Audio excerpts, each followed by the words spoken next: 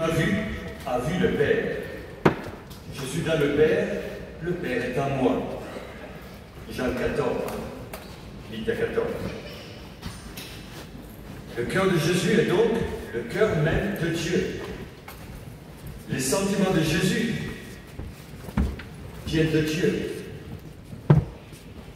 L'amour puissant du Père se révèle dans le Fils. Et les évangiles nous racontent, nous décrivent beaucoup de nuances sur l'amour de Jésus, beaucoup des signes sur l'amour de Jésus. Jésus lui-même, il dit qu'il est doux et humble de cœur. Matthieu 11, 29. Jésus brûle, lui, le doux et humble de cœur. Il brûle aussi de zèle lorsqu'il chasse les vendeurs du temple. Dans le chapitre 2 de Saint Jean. L'évangile de Marc est peut-être, sans doute, celui qui nous décrit au mieux l'humanité de Jésus. Matthieu et Luc sont un peu plus sobres. Jésus, dans son ministère, agit avec compassion. Je pense aux lépreux, au tout début du ministère public dans l'évangile de Marc. Marc chapitre 1, 40, 41. Nous voyons Jésus agir au cœur de l'humanité. Et il voit un lépreux. Il s'approche de lui. Et il le supplie à genoux pour lui dire: Seigneur, si tu veux, tu peux me purifier. Face à la supplication du lépreux, nous avons la réponse de Jésus. La réponse, avant d'être verbale, elle est physique. On nous dit: il eut pitié de lui. Il est touché dans ses entrailles. Jésus tend la main, le touche, donc il y a d'abord un mouvement physique, et après il lui dit: je le veux, sois purifié. La compassion de Jésus, l'action de Jésus. Le moteur de la mission de Jésus est toujours l'amour. Et c'est pour ça qu'il est cité souvent dans les évangiles, ce verbe si important, agapao, aimer. Quand on pense au jeune homme riche, là aussi nous voyons une belle attitude de la part de Jésus. Jésus fixa son regard sur lui. Il l'aima et lui dit: il ne te manque qu'une chose, vends ce que tu as, donne-le aux pauvres, tu auras un trésor dans le ciel. Puis viens et suis-moi. Intéressant de voir comment Jésus aime par son regard. Il fixe son regard, non pas pour le posséder ou le manipuler, mais pour le libérer. Mais il respecte sa liberté.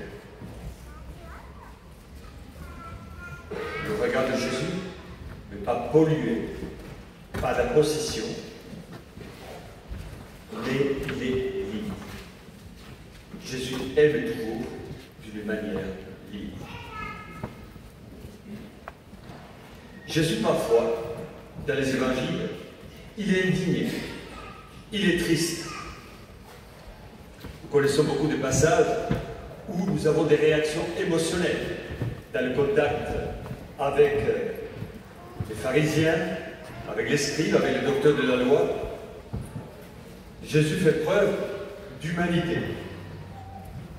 Il voit parfois des cœurs et des esprits durs, indifférents, intransigeants. Je cite ce beau passage de cet homme qui souffre parce qu'il a une main desséchée. Et le jour du sabbat, on lui demande, on va voir s'il guérit, s'il observe la loi ou pas. Et on nous dit, dans l'évangile de Marc, une fois qu'on veut le mettre à l'épreuve, Jésus, regardant autour d'eux, les pharisiens, les scribes, les docteurs de la loi, la foule, il regarde avec indignation et il est attristé par la dureté de leur cœur.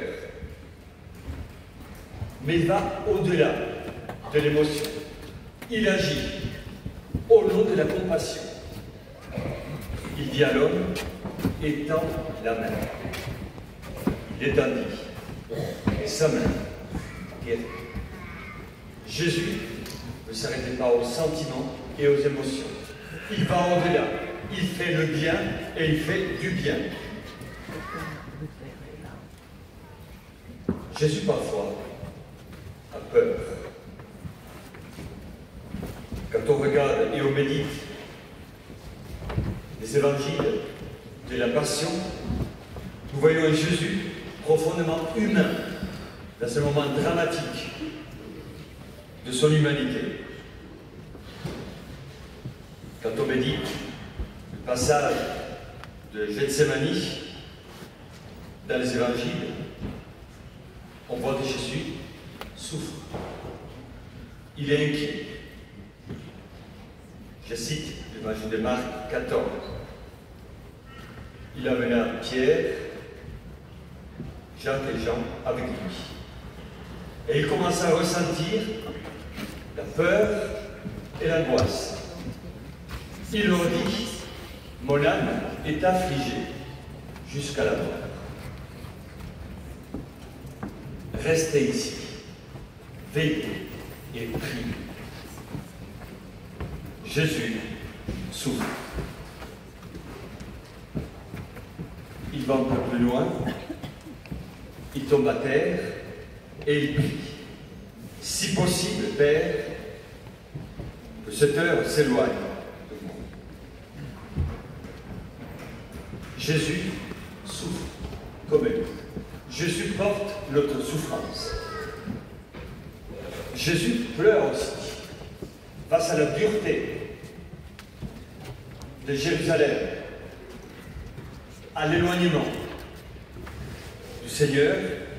Jésus pleure. Il regarde la ville sainte, elle sera assiégée, détruite. Et l'évangile de Luc nous dit, lorsqu'il s'approcha à la vue de la ville, il pleura sur elle. Jésus pleure sur la ville. Luc 19, 41. Mais Jésus se réjouit de voir l'être humain qui se remet debout. Passons au parabole de la miséricorde de Luc. Il y a beaucoup de passages où Jésus se réjouit. Il est dans la joie et il apporte la joie par son action, par ses attitudes, par sa vie.